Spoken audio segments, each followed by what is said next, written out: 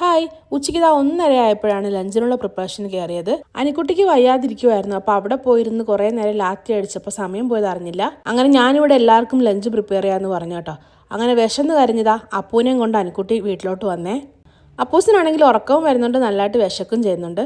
അങ്ങനെ ഞാൻ പിള്ളേർക്ക് മാത്രം സാമ്പാറിന് വേവിച്ച പരിപ്പും പിന്നെ ബ്രക്കോളിയും ക്യാരറ്റും തേങ്ങ ചിരണ്ടാൻ വയ്യാഞ്ഞത് കൊണ്ട് ഒരു മുട്ടയും വിട്ടൊരു ചെറിയൊരു തോരൻ പോലെ വെച്ചേ.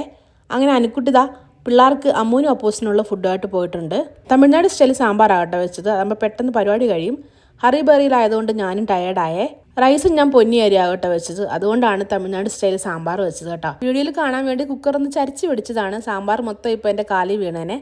അങ്ങനെ കുറച്ച് പുളിയൊക്കെ ഒഴിച്ച് ലാസ്റ്റ് ഇതാ സാമ്പാറിൻ്റെ ഹൈലൈറ്റ് ആയിട്ടുള്ള കുറച്ച് മല്ലിയിലേക്ക് ഇട്ടപ്പോൾ നല്ല അടിപൊളി സാമ്പാർ റെഡിയായി.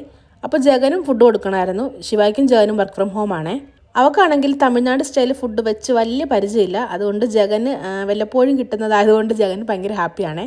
അങ്ങനെ ജഗൻ വന്ന് ജഗൻ്റെ ലഞ്ചും വാങ്ങിച്ചുകൊണ്ട് പോയി. ഇനിയിപ്പോൾ ഞങ്ങളുടെ ഫുഡ് കഴിക്കാനുള്ള ടൈമായേ. എൻ്റെ പ്ലേറ്റിൽ മാത്രം ഒരു സാധനം കൂടുതലുണ്ട്. എനിക്കിച്ചിരി അച്ചാറും കാര്യങ്ങളൊക്കെ വേണം കേട്ടോ. ഈ റൈസും സാമ്പാറൊക്കെ കാണുമ്പോൾ തന്നെ ആൾക്ക് നല്ല സന്തോഷമാണ്. അതുകൊണ്ട് നന്നായിട്ട് ലഞ്ച് കഴിച്ചു. അപ്പോൾ അടുത്ത വിശേഷം അടുത്ത വീഡിയോയിൽ പറയാം. ബൈ.